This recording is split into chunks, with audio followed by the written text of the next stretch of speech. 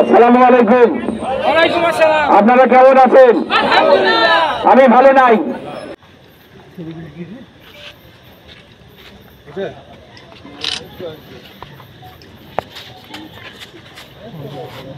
ভাই ইসমাইল রাকিব স্যার বুঝছে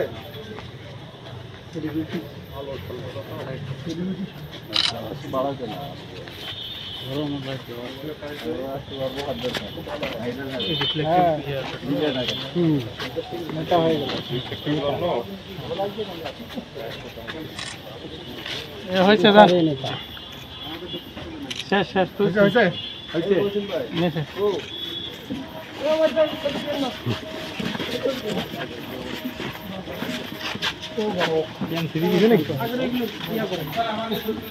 অফিসার নাম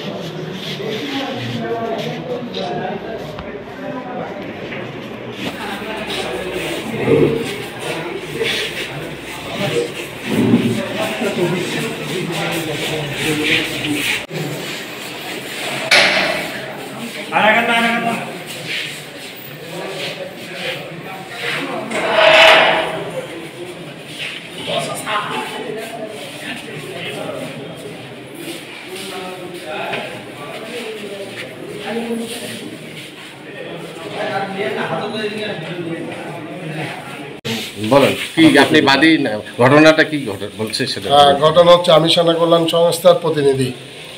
ওনারা নাম কি আপনার? আমার নাম মোহাম্মদ আরিফুল ইসলাম। কি পদে আছেন? আমি প্রতিনিধি পদে, মানে লেবারের কাজ চালাচ্ছি। আমি লেবারের ফোরম্যান, সেনা কল্যাণ সংস্থার প্রতিনিধি। আমি লেবারের ফোরম্যানের দায়িত্বে আছি।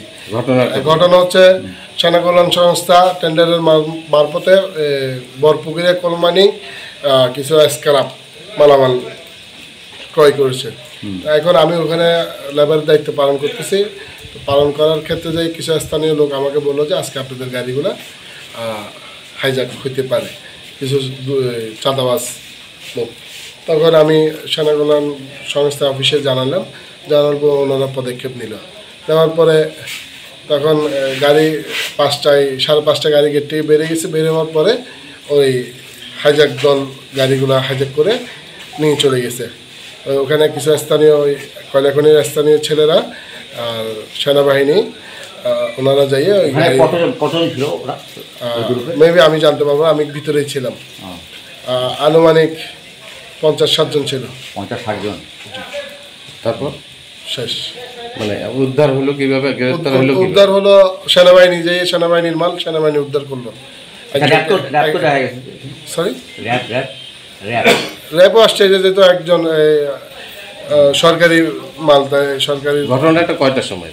ঘটনা হচ্ছে আপনার 6টা থেকে 7:10 ওরা উদ্ধার কাজ সফল করছে। সেনাবাহিনী করছে। ওনারা ঘটনা ঘটাইছে কয়টার দিকে? ওনারা 6টা থেকে 6টায়। গাড়িটা কোথায় যাওয়ার কথা ছিল? গাড়িটা যাওয়ার কথা ছিল ঢাকায়। গাড়িটা নিয়ে চলে যাচ্ছে আপনার কয়লাখনি দিয়ে মধ্যপাড়া হয়ে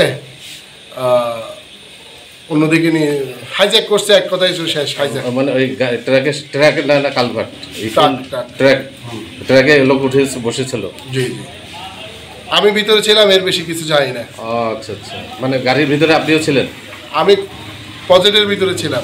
প্রজেক্টের ভিতরে ছিলেন। জি জি, ঠিক আছে। আমাদেরকে সেনাবাহিনী দিয়ে ডাকাত রূপে আটকানো হয়। সেই মুহূর্তে আমাদের প্রতিনিধি, পার্বতীর প্রতিনিধি, তাকে আমরা ইনফর্ম করি, জনাব তারিকুল রহমানকে। সে ঘটনাস্থলে যাওয়ার পর সেনাবাহিনী তার কথা না শুনে তাকেও আমাদেরকে অভিভাবক ভেবে তাকেও থানায় নিয়ে এসে হস্তান্তর করছে। তো আমরা এই মর্মে বিষয়টা সুষ্ঠুভাবে তদন্ত করে আসলে ঘটনাটা কি এবং আমাদের প্রতিনিধিকে যে তারা অন্যায়ভাবে এভাবে থানায় সমস্ত করলো, এটা আমরা সুষ্ঠু বিচার চাই, তদন্ত করুক। আমাদের কাছে কাগজ আছে, কাগজ আমরা প্রুফ ছাড়া কখনো যাইনি তাদের সামনে। এই কয়লা খনিতে এর আগে হাজার হাজার কোটি টাকা দুর্নীতি হয়েছে আমাদের সামনে। মোস্তাফিজুর রহমান ফিজার যে এমপি ছিল, সে 2003 সাল থেকে 2023 সাল পর্যন্ত এটা দুর্নীতি দুদক কমিশন সবাই জানে, গোটা বাংলাদেশ জানে, 33,000 কোটি টাকা সে দুর্নীতি করছে, সে ফিজার।